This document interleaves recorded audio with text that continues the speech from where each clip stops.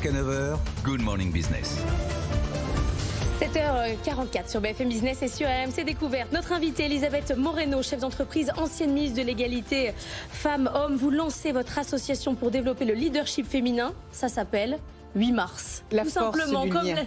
comme la journée internationale aujourd'hui. Il fallait encore une association sur le leadership féminin. Il y en a plein, Elisabeth Moreno. Il y en a plein d'associations et je veux toutes les saluer. Il y en a une quinzaine qui nous accompagnent dans ce projet que nous avons lancé aujourd'hui. Il y a une quinzaine d'entreprises. Moi, ce que je voulais, c'était réunir toutes les forces pour voir comment on peut démultiplier l'impact sur ces questions des droits des femmes. Parce que vous avez raison, il y a plein de lois, il y a plein d'associations, il y a des entreprises plus ou moins timorées qui se lancent, mais on n'a pas un phénomène d'impact national qui puisse permettre de faire avancer véritablement ces sujets, que ce soit pour les jeunes, que ce soit pour les femmes qui sont sur les territoires ultramarins, qui sont sur les zones rurales, qui sont dans les quartiers populaires. Moi, ce que je souhaite au travers de cette association 8 mars, la puissance du lien, c'est réunir des volontés individuelles, des femmes et des hommes qui sont extrêmement impliqués sur ce sujet, qui ont envie de pousser les barrières et qui ont envie de partager avec les femmes leur savoir-faire, leur expertise, leurs compétences, leur réseau pour faire en sorte que davantage de femmes réussissent. Alors selon vous, Elisabeth Moreno, qu'est-ce qu'on peut faire? Parce qu'on voit que quand on met des quotas, ça fonctionne. Par exemple, la loi Copé-Zimmermann l'a montré. Absolument. 44%. La France est première au monde. Absolument. Equidip a sorti une étude, je crois qu'il y a 2 jours, qui dit que la France est championne du monde sur ces questions-là, grâce à la loi Copé-Zimmermann, à la loi de Marie-Pierre Rixain qui a été votée et qui va être mise en œuvre dans quelques temps.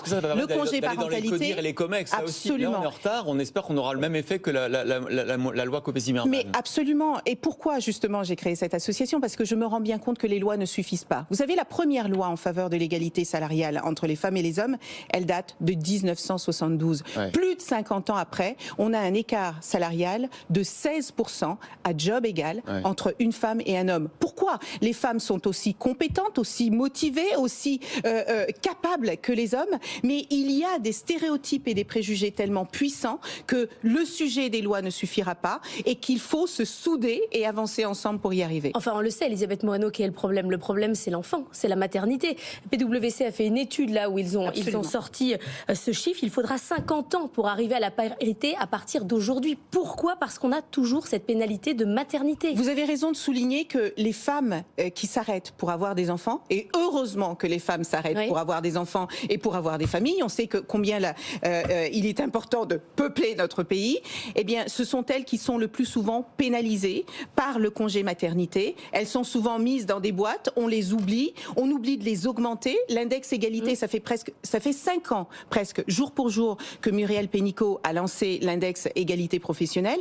Il n'y a que 86% des entreprises qui ont répondu, qui arrivent à un chiffre raisonnable. On n'a que 2% des entreprises qui atteignent la note de 100%. Donc c'est vous dire tout le travail encore qui reste à faire, parce que c'est un changement de mentalité, c'est un changement culturel, c'est un changement civilisationnel dans lequel nous sommes engagés. C'est pour ça qu'il faut embarquer tout le monde. Mais là vous avez raison, parce qu'il n'y a pas que la maternité. On le voit bien quand on essaie d'inviter, par exemple, quand on a des French Tech ici, il y a souvent deux cofondateurs, un homme et une femme. C'est toujours l'homme qui vient parce que la femme dit...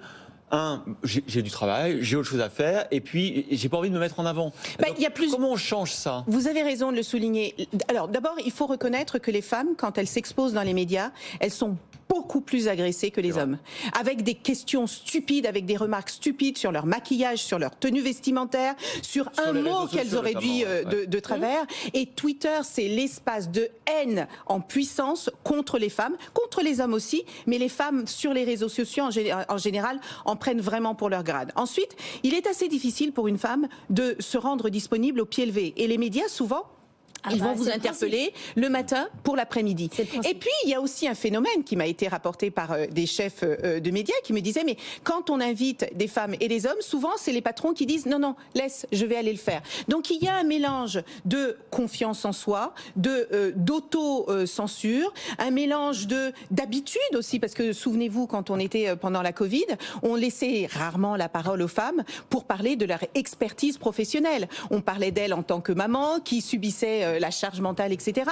Donc la manière dont on représente les femmes est importante, la manière dont les femmes s'entraident est importante. Cet après-midi, le président de la République rendra hommage à Gisèle Halimi. Moi, je me souviens qu'elle disait que il est toujours un peu dommage que les femmes qui étudient, que les femmes qui ont accès au savoir n'aident pas les autres femmes. Et moi, je dis qu'il y a une place au paradis pour toutes les femmes et les hommes qui aident les autres. Il y a plein de bonnes raisons de ne pas venir dans les médias, Elisabeth Moreno, mais moins il y a de femmes, moins il y a de femmes. Et moins il y a de femmes dans les médias, plus les modèles de réussite montrés ne sont pas divers. Donc à un moment donné, il faut prendre cette prise de risque. Il faut que les femmes répondent à l'appel des médias. Il faut qu'elles s'organisent. Il faut qu'à un moment donné, elles puissent venir. Sinon, on s'en sort pas. Alors, ce que vous dites là, pour les médias, est vrai pour le monde de l'entreprise, pour toutes les sphères de pouvoir. C'est pour ça qu'il faut accompagner les femmes qui souhaitent être accompagnées.